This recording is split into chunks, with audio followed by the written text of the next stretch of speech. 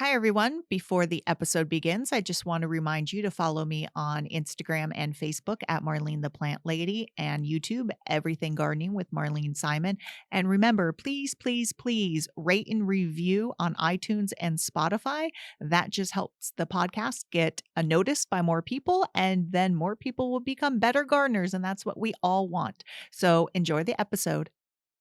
Look at that plant.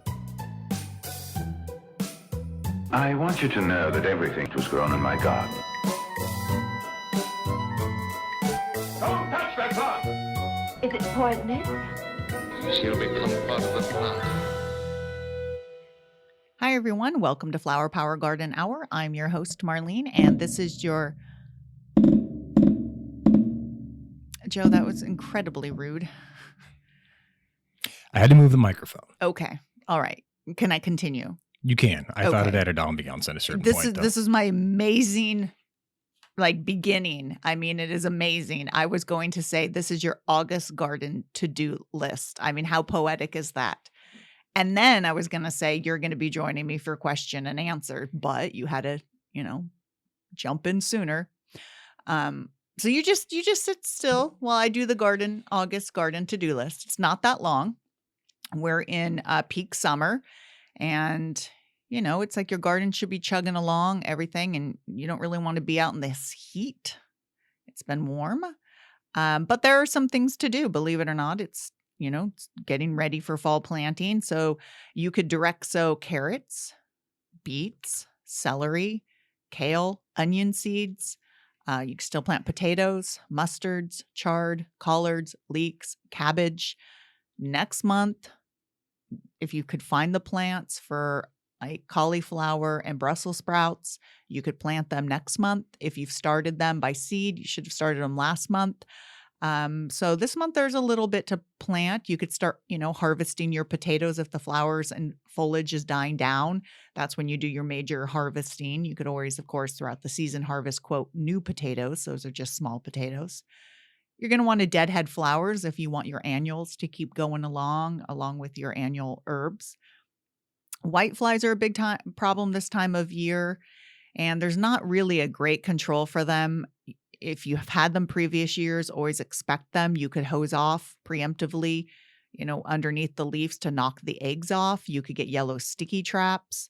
Generally, if they just come towards the end of the season on your cucurbits and your zucchini, you're just sort of like, okay, I can handle a little bit. The plant's okay. I was just telling Joe before this that I think I have a shipment of beneficial wasps in Carcia formosa that I'm going to try out. We use them in the greenhouse, and they work on greenhouse whiteflies. So we'll see if I've seen them work outside. And how I know they work is they parasitize the eggs underneath, and the eggs turn black. So I'm going to hang those around, and we'll see if those work. So I'm going to try that because I definitely do have whiteflies on my cucumbers and stuff. Clean up old fruit on your fruit trees. If your fruit trees are done and you have, quote, mummies, these are old fruits that sort of just stay on the tree, or if they've fallen on the ground, you want to clean those up because those can harbor bad insects, and you want to clean those up. You could still prune your summer fruit trees, your stone fruits, meaning cut them down to drop the height if you're trying to keep them small. Of course, don't do your major pruning yet. Order fall bulbs. Some of you might be getting all the catalogs in fall. So if there is a particular bulb or variety of bulb you want, jump on it. But just in general, it's time to order your fall bulbs. And of course, those are like daffodils, alliums, tulips. If you're in an area that you could grow tulips nicely, crocus, things like that. If you have melons and large fruit vegetables on a trellis, make sure you start supporting them. And this actually even goes for melons on the ground. You could just slide some cardboard underneath them. So if you have creepy crawlers like earwigs and stuff, they won't necessarily get to them. But that's just a good way. People don't wear pantyhose anymore, but old pantyhose used to be a good way to support melons and large fruit that are on vines because it's sort of stretchy, but they're cheap. You had them around. Not me. I never wore pantyhose. I never had a job where I had to. Probably wouldn't have worn them anyways. Continue to deep water your young newly planted tree. So if you planted trees in the spring, they should be getting some deep soaking. with a hose. If you have established trees, it's always a good idea to put a hose by them and give them some deep water. That just means on a light drip for several hours. This is an important one because people will wonder why things aren't blooming. Their hydrangeas aren't blooming, but now is the time to deadhead your hydrangeas. Probably their flower colors faded and they're nice and brown. Cut them off, but now is also the time to do a major pruning of your hydrangeas. This is your Mop Head Hydrangeas.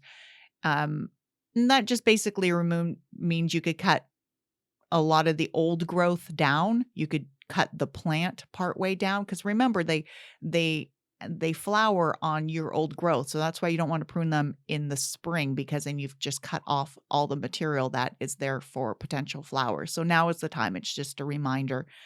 And you could cut your lavender flowers off as well. Now is not really the time to prune lavender, but if your flowers are done flowering, if you prune them, you might get another burst of some flowers. Of course, it won't be like, the preliminary summer blooms, but that's about it. Of course, check your irrigation. You don't want to, you don't want leaks. You don't want to be wasting water.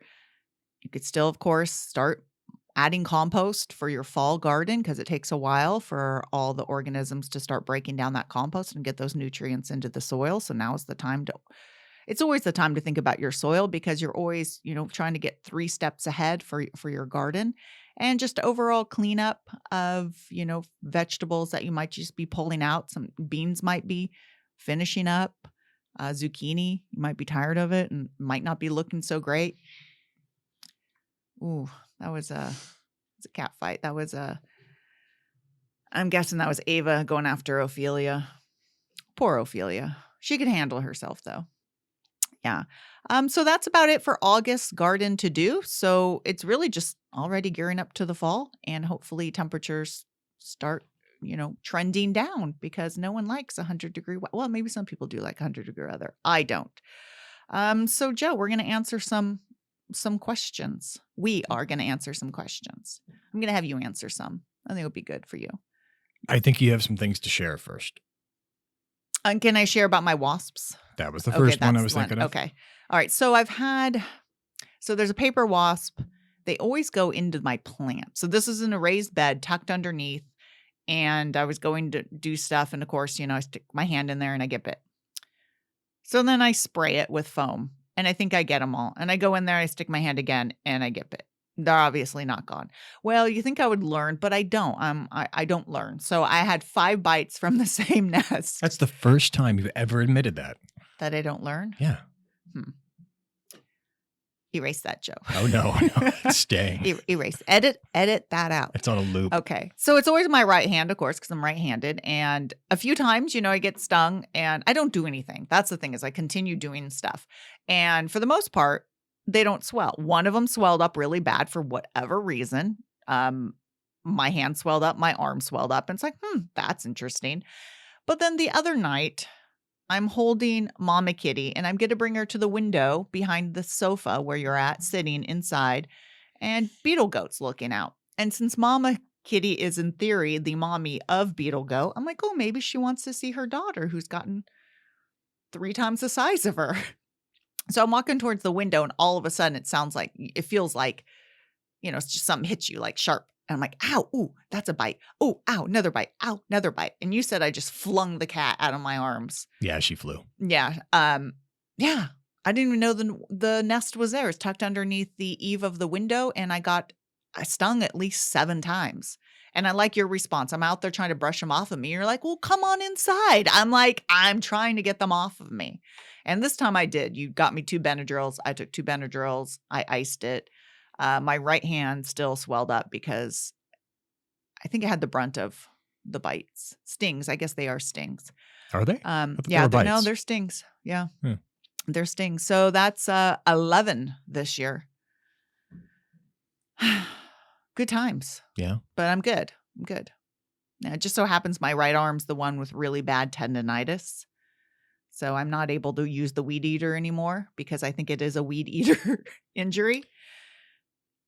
I never see lawyers asking, like, if you've had a weed eater injury, call this number. I'm not sure it's the weed eater. It was. I weed eat for hours. I know you do. And I guess I shouldn't say weed eat because that is an official brand, but I'm going to say weed eater. Yeah. No, it is because your dad got me that new one. That's awesome. The still one that's battery powered. And I actually thought I was getting smart by wearing the strap over my neck to loosen the weight because it's usually my shoulder that hurts. But I think then I'm holding it at a weird angle. I'm not using my shoulder. So yeah. So it makes work difficult. Yeah. So, but it's getting slightly better. You got a tool to help fix it. It's like a tennis elbow tool. Oh yeah. It's just like a foam stick where you're supposed to twist it. Yes. Yeah. Mm-hmm. How's it work so far? I haven't tried it. Okay. Have you watched the videos on it? No, I have not. I've gone to a body work person twice. I know, but you need to be proactive about fixing it too. Mm-hmm. Yes. Yes, because you don't want to use the weed eater because you don't like it. No, I've got other crap to do. Okay. I recorded 4 podcasts with guests last week, so those are going to be coming out. I've got really good people lined up. Let's see what else is happening.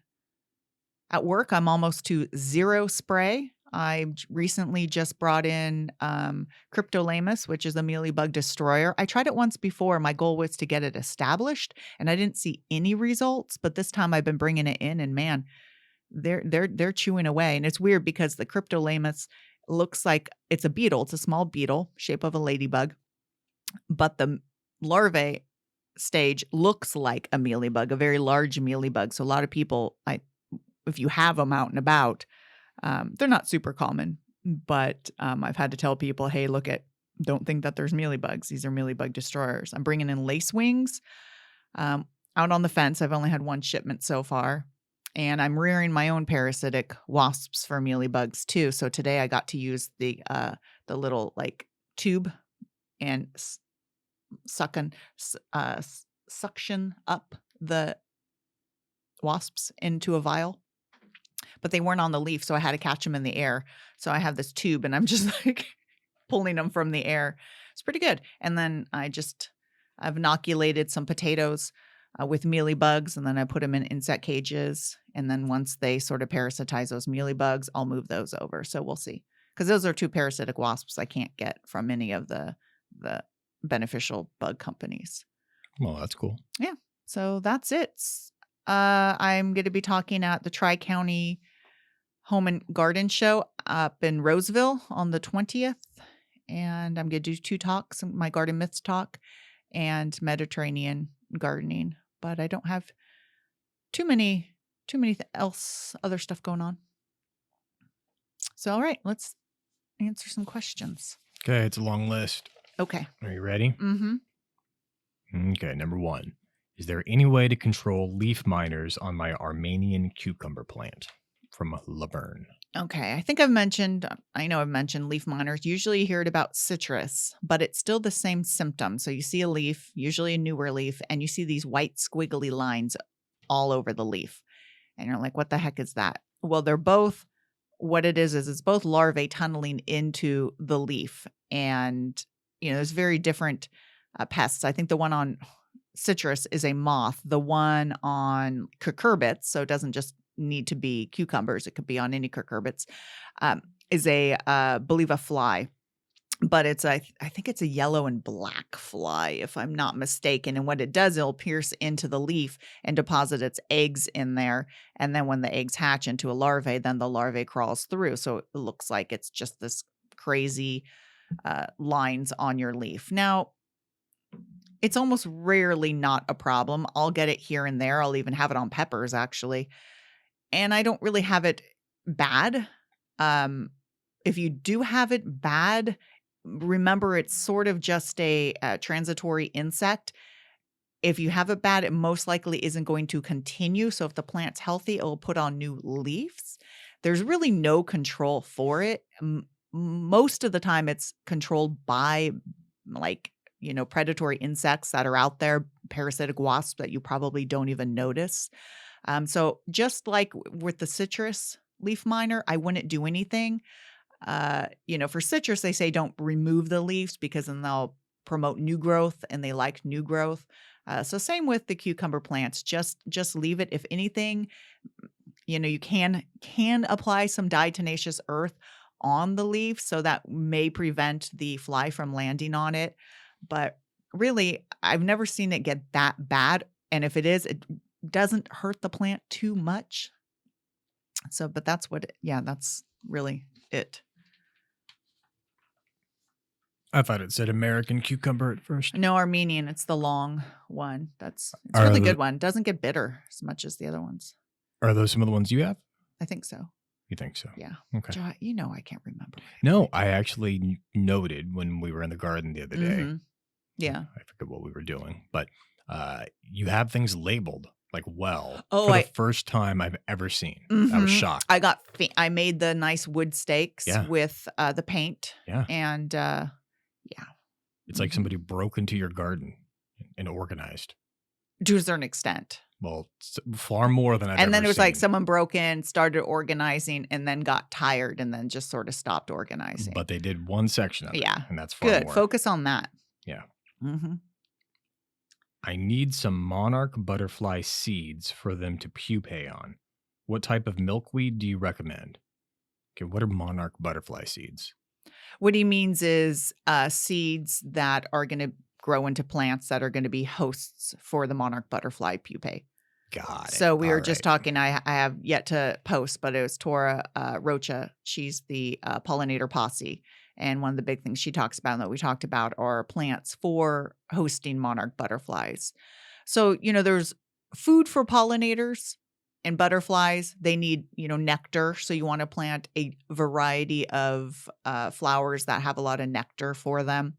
But they pupate on milkweeds. And the big controversy, Joe, is you have to use native milkweeds because the tropical milkweeds, which usually the orange and yellow ones you see at nurseries, is they don't die down like the native ones do in the winter. And what happens is then they keep on it, and then there's I think it's a bacteria that is then on the leaves, and then the monarch butterflies get. So you want native milkweeds because they die down in the winter. And in fact, I posted a picture of one of my favorite milkweeds, which it used to be it's known as the family jewel one because it has the fruit that looks like a family jewel. But that one itself doesn't necessarily die down in winter unless it gets a hard freeze, and it could be sort of invasive. According to Tora, I haven't had it be invasive, but if you're in a more mild winter climate, I could see it. So I'm going to rip that out and make sure I cut it down this winter. But a lot of the milkweeds that really the easiest one, and I think the showiest one, is one called showy milkweed. They're all under the genus Asclepias, and it's Asclepias speciosa. And there just happens to be a variety called Davis because it was developed in Davis.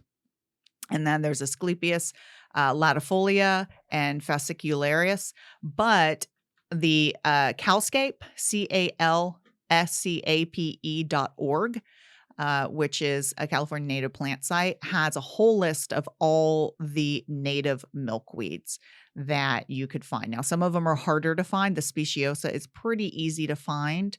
I know Annie's Annuals, which they don't just sell annuals online, sells a lot of native plants. It's hit and miss at a lot of nurseries, but they're getting better at carrying the correct milkweed. So avoid the tropical ones, go for the native ones. All right. Makes sense. This is from Tia. How do I get rid of green hornworms? All right. So that's tomato hornworms. And yeah, they could decimate a plant really fast. And, I never really had a problem with them. I don't know if it's because we live in an area where there's so many birds and birds pick them off. Turkeys, I'm sure they go through my garden and probably pick them off. Or I start them by seed a lot. And usually you can control what, if you grow them from seed, you have full control over what pests to a certain extent get on your plants. But yeah, you can plant a small plant and the next day it could be gone. Even a large plant, they eat a lot. They blend in. So sometimes you don't even see them. You'll probably see their poo, which are pretty large black specks. Um, so really the easy thing is go hand pick them off. And if you have chickens, feed them to the chickens, throw them on the ground. Birds will hopefully get to them, or pick them off and squish them. Now, unfortunately, they are beautiful moths. They're nice sphinx moths which are pollinators. I think it's 5-spotted hawk moth is another name for it. So they act like hummingbirds actually. So you'll see them during the day. Quite cute, but yeah, they could decimate. So really that is the best way. There is BT bacillus, the natural bacteria, but by the time they eat it and it works in them, they could really do damage on your plant. So I would say if you're aware you have them, you're worried about them, the best thing to do is to really go and just look for them. But BT would be your second choice. But beyond that, that's it. Okay. Good mulch question now from Dan. He hasn't had access to good mulch. And so what he finds he has to do is he has to water sometimes multiple times a day, like once or twice. He knows he can use lawn clippings, but doesn't like the way that looks. Plus, he doesn't want to transfer any seeds that are weeds where he doesn't want them. So what do you suggest? Okay. So yeah, mulching, you've heard me say, cuts down on watering a lot. Even without mulching, if you do have fast draining soil, raised beds with potting soil, that tends to be really fast draining. Yeah, you might have to water every day, twice a day, possibly. But of course, if you have clay soils, that could be even pushed a few days out, even without compost or mulch on top. But yes, okay, I'm going to just address the easiest one, transferring weed seeds. If you have a lawn and you're mowing it consistently, you won't have any weed seeds because you only get the weed seeds when you allow them to go to seed. If you have weeds in your lawn and you're allowing them to go to seed and then you mow, well, then yes, you are going to get weed seed. So that is a concern. If you have Bermuda grass, any rhizomes you cut and get in there, of course, they're going to just take hold. So if you have Bermuda lawn, don't use it as lawn clippings at all because it will take over. So that's one thing. The other one, of course, if you use strong weed and feed type stuff, you don't want to use that. If you use an herbicide, you don't want to use that because that'll go right into your garden. But yeah, ideally the lawn clippings will be dried and not wet because what happens when you apply them wet, it sort of just acts as this sort of a barrier. They all sort of lock into each other. And it can create almost an anaerobic environment right underneath the grass clippings. And one, it could smell, but two, it's really not going to break down as nice. So if you could take the grass clippings, let them air dry for a bit, and then lay them on top, that's the best way of going about it. But yeah, it's a perfectly fine one. I personally would mix in some leaves and other organic debris just to break up the grass clippings a bit so it doesn't form that mat. So you have different size stuff. Mm-hmm. But yeah, it's fine. I know people are worried. They're thinking, oh, if you lay new like green manure on top, that's going to pull the nutrients out of your soil. Well, yeah, the microorganisms are going to use nitrogen to break down, but it's not that much. And if it's grass breaks down, they're able to break grass down pretty quick. So you won't see too much of a lack of nitrogen. So you said it's like when I think grass, if you toss this clippings on as it gets wet or such, you said it can kind of like mat down, right? Yeah. All right. Do you have to turn it over like with a pitchfork every once in a while? Does that help? That would help. Okay. Yeah. But, that's extra work that you're going to have to go through. You might as well just let them dry out a little bit and then lay them on top. So what you're trying to tell me is you try to avoid extra work. Yes, always. Okay. Always. Joe, I think there's even a quote, work smarter, not harder. I didn't come up with that. So I'm, yes. Mm-hmm. I mean, I want one with don't work at all if you don't have to. Why would mandarins and limes have yellowing leaves? I planted them last fall, so they are young still. How often should I water them? Currently doing once a day. I think I may be overwatering. Okay.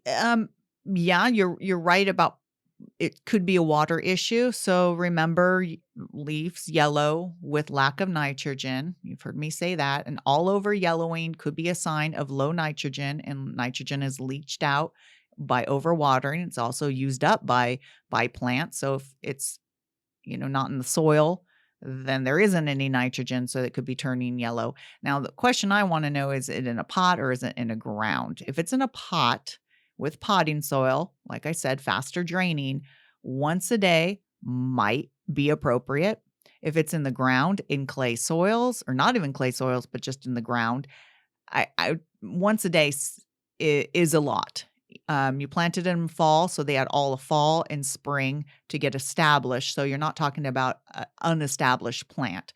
Ideally, it's established. Now, something else could be happening. She didn't say leaves were falling, but a lot of times with the citrus, what happens is in the ground, bad draining, you get roots rotting away, and the plant's just not able to utilize the nitrogen. A lot of times, though, you have leaf drop when that happens, but just be aware. So the best thing I could say is if it's in the ground, dig down before you water.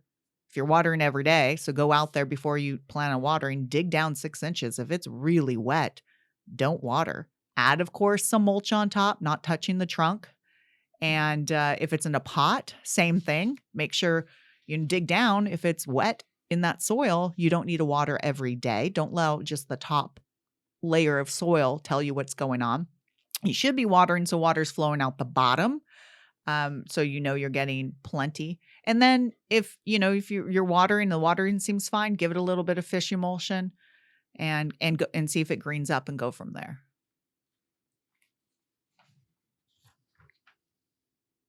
Okay.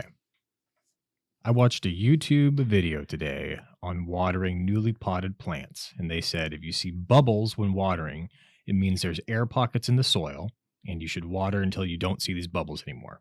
True or false? I've never heard this. You've never heard this? This is funny because this is actually what I learned from Del Mar from the Winchester Mystery House. Okay. So I have a theory. Okay. But go ahead. All right. Okay. Still one of my favorite episodes is the Winchester Mystery House one I did with Del Mar. So if you guys haven't listened to that, that's a good one. I was talking about how he was my boss at the Winchester Mystery House when I was assistant gardener. And so it was like reminiscing about the past. But he's the one. So we had these half wine barrels lining. And this is where I hated hoses. I absolutely hated hoses. We had so many hoses we had to drag around. Really annoying. But anyways, we had these half wine barrels and we had to keep them full of flowers because they were by an entrance way. So when we watered them, he always said, when you water a wood pot, make sure you water the wood as well because it contracts and swells. So he said, you want it to be wet in the summer to keep it contracted, which is, smart. Wet, full, because then when it's dry, it shrinks and then you get cracks and then the water comes out. Yeah. Yeah. So not to keep it contracted, to keep it expanded. Yeah, keep it expanded. Got it. That's what I mean. Okay. Yeah. That was that look I was giving you. Yeah, I know. I said, I said something wrong. I got a look from Joe. Do you know that someone even said, where's Joe on the podcast? We miss him. What? Why? I know. I'm like, what does he offer up? I know. I mean, no, I've quietly really been here on every single episode. Yeah.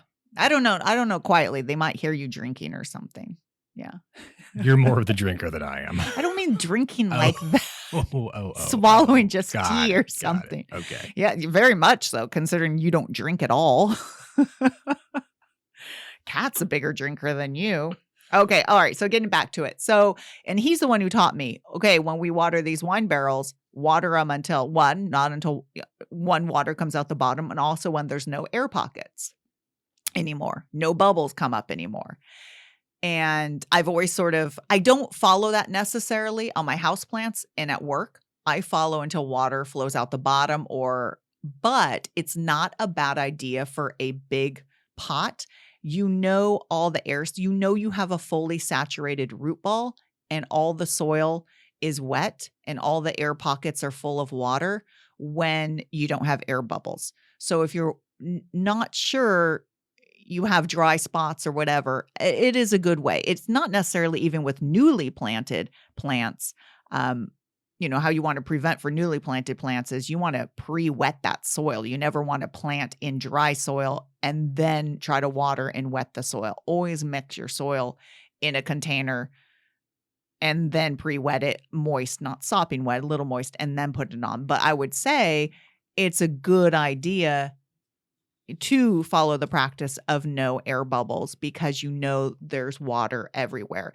And you're like, well, wait a minute, you need air around the plants. So you're talking about water that's quickly going to drain out, but the soil itself is going to hold, the soil around those air pockets are wet. So you're going to have quick drainage out of like the quote, the space around the soil particles, but all the soil particles have been fully saturated when you don't have air bubbles. That makes sense.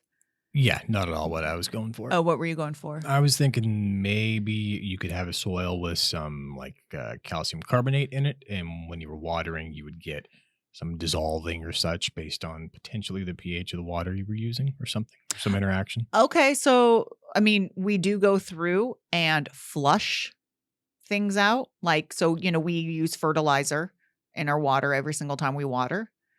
And periodically we'll turn the fertilizer off and just flush through with deionized water. And so we are flushing out the salts that way. And you could say, well, then, when you don't have air pockets, you've saturated all the soil. So so that's sure. But that's a 2-step. That's something else that goes along with making sure you have the soil saturated. Yeah. No, I was thinking it was dissolving. Oh, you think the bubbles are showing that something's dissolving? Yeah, like carbonated water. Yeah. Yeah. Right. I was thinking more of like when someone's drowning and there's no more air bubbles coming out of them.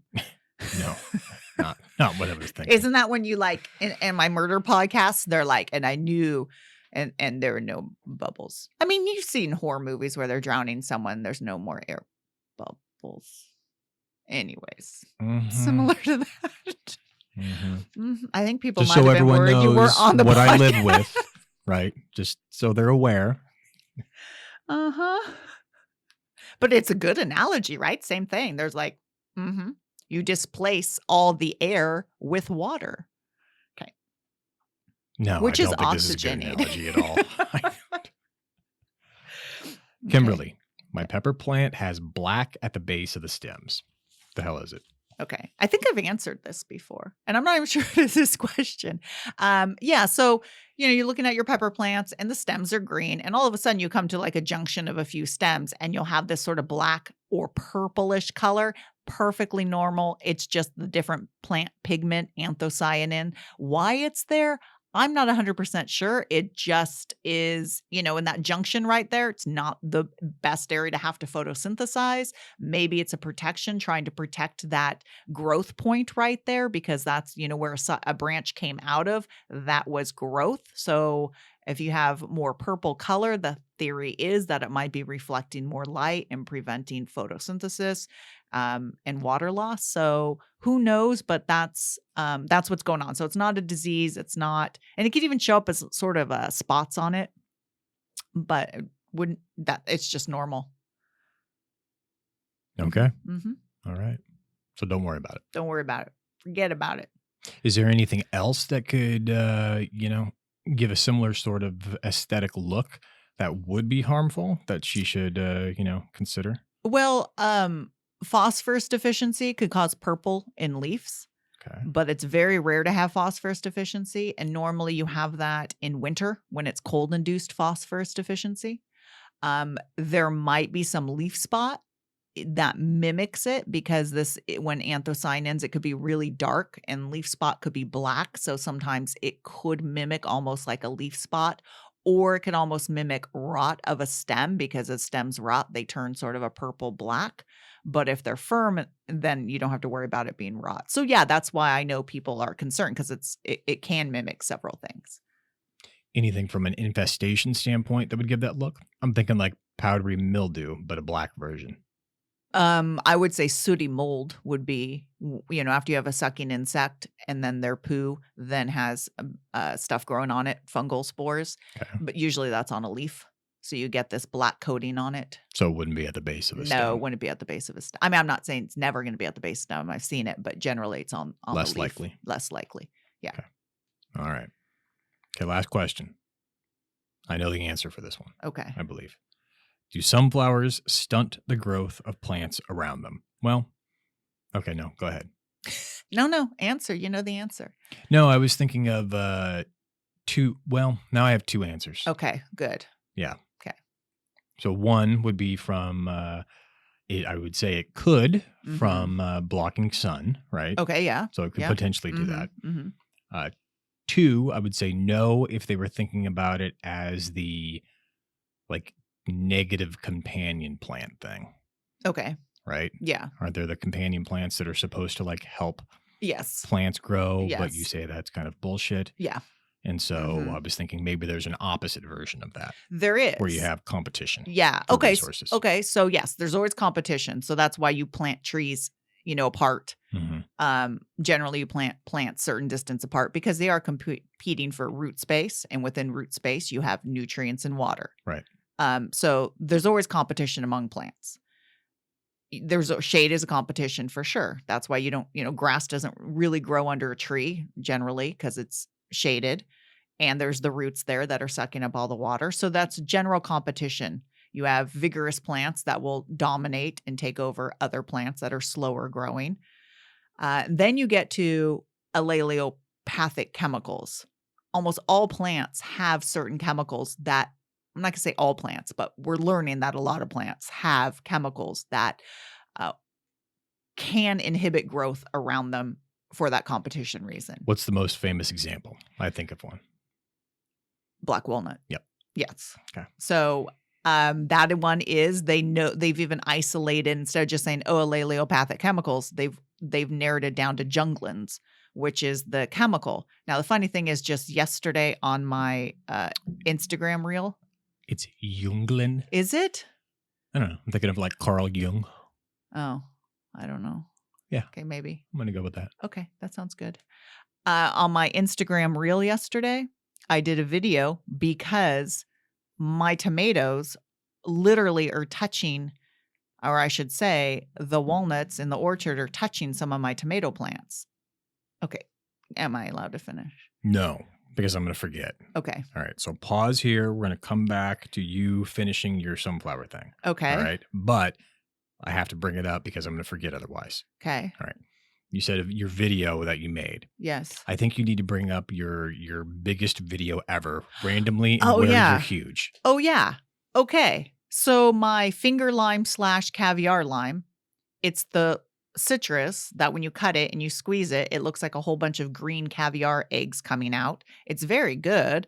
It tastes like citrus. They use it in like drinks. It's hard to juice. I used it as a garnish on butternut squash and won the competition on Good Day Sack because they're like they burst in your mouth. So I did a video about a year ago, and people liked it. No speaking. It was just cut in half, and I'm squeezing two halves of the caviar lime. And the other day I noticed I was getting a lot of followers on Facebook, more than I normally get. I'm like, wow, that's interesting. And I noticed they were all from like overseas, like India mainly. So all of a sudden I looked at something and I realized that video had like 3.2 million views on it. And that's where everyone was coming from. That video got shared overseas, and then people started following me. Now, I think it's up to 17 million. Huge in India. Yes. You're going there, by the way. Got you a ticket. Great. Yep. Thank you.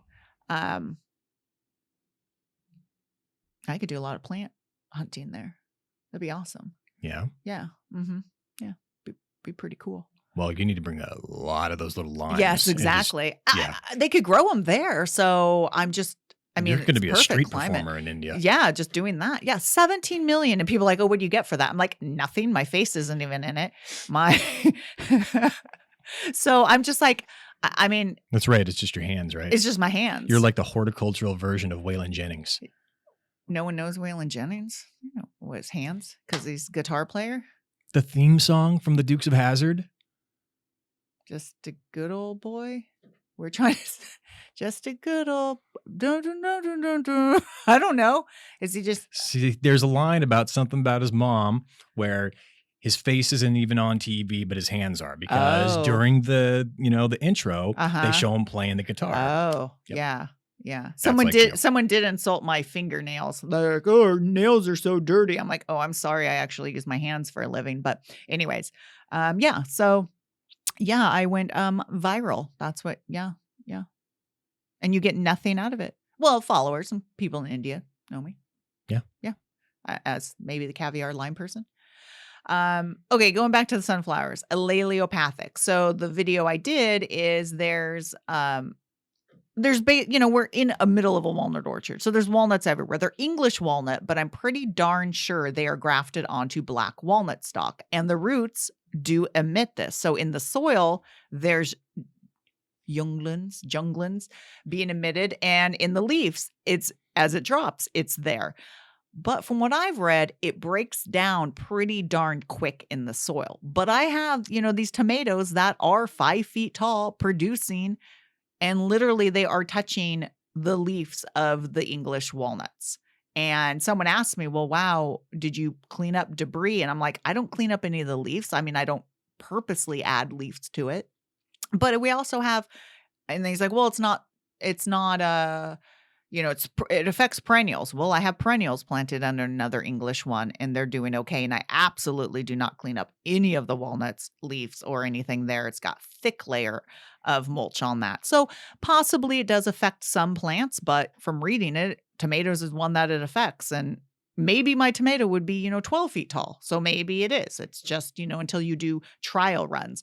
But where the sunflower one apparently comes from is the fact that when people have bird feeders and the birds eat all the seeds and the holes fall down, HULLS, fall down onto the ground, people are like, oh, nothing's growing down below there. My theory is there's seeds that get knocked down there, and birds and squirrels and animals go and get those. I mean, you're not going to have just seeds that fall that aren't going to be eaten. You're going to have seeds that or fruits that have seeds in them, and you're going to have creatures come. So that's my theory. There's no tests that are done necessarily on this. I think they've done tests in fields where they grow sunflowers, and they might show slight reduction of the crop the following year, but you're talking about fields of sunflowers. So no, if you plant just a few sunflowers in your garden, it's not going to inhibit. And the person who asked me this, I think I responded because it was a video. I'm like, I have sunflowers. See my garden? I don't think there's anything being inhibited. So really, that's another example of, these myths that have some truth based in them. There is something called alleliopathic chemicals. It is true. We don't know all about it. We know black walnuts, but yet here I am showing that you can grow plants. They say you can't grow by it. Would they grow better without it? Maybe. Is it the amount of plants you have? Say sunflowers? Possibly. How long do these chemicals last in the soil? How far do they reach? Are they in the roots or are they in the leaves? We're really not sure about all this. So I'm going to keep doing what I'm doing. And I say, if you like sunflowers, grow them. Monoculture isn't good for anything. You want diversity of flowers and pollinators and all that. But yeah. Mm-hmm.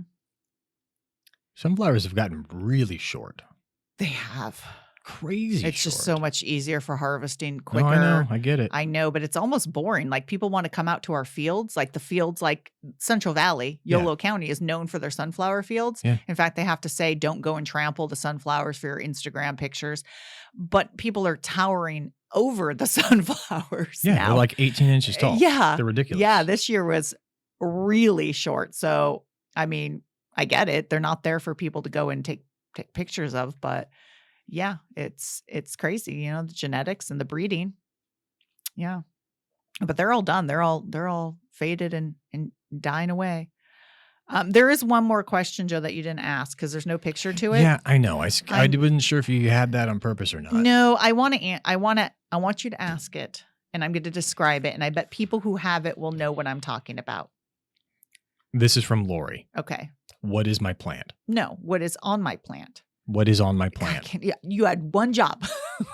One job. What is on my plant?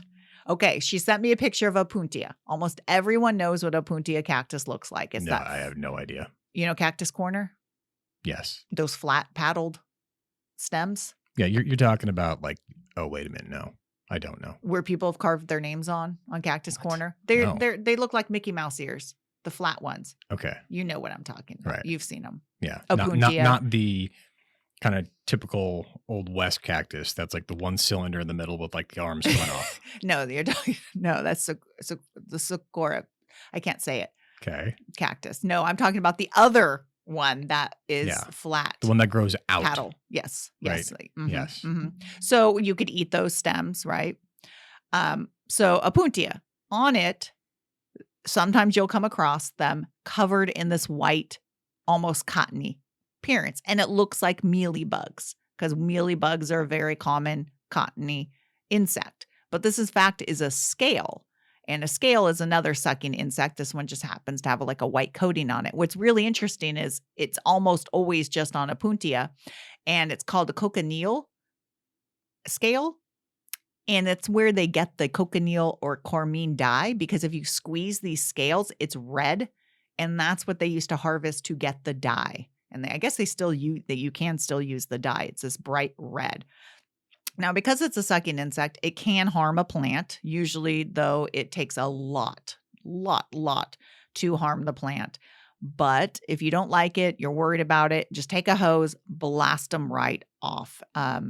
Don't bother spraying. Of course, you can't really wipe them down because you don't want to wipe a cactus down.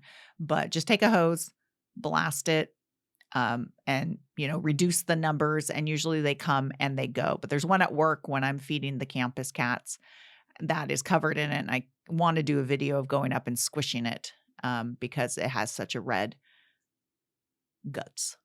And that's where the dye's from. So, Didn't know that one. Yeah. Did you know that my mom's biggest fear is I did tomato know. hornworms? Yes, as I was reading that one, I almost brought it up. Yeah, that's her big fear is tomato hornworms, and I scared her once with them. So, yeah. So, that was all the questions. That was all the questions. Okay. So if you have questions, Facebook did something weird and they changed their interface. So it's not that easy to find questions and answer your questions on Facebook. Instagram, it's pretty darn easy still. Just, of course, give me some time, direct message. Of course, you could always email me at marlenetheplantlady@gmail.com. And if you like this podcast, please rate and review it. Give it a 5-star. If you want to say something nice, that's even more appreciated. That basically just moves it up when people are searching for garden podcasts, and people will find this. And that way we could get correct garden information out there. We could get people who are feeling positive and optimistic and feel like they have all the tools to go out and garden. And I think even on Spotify, you could start rating, and I don't know about reviews. I think you could just review it. But of course, also share this on your social media as well and tell a friend. And until next time, everyone, happy gardening.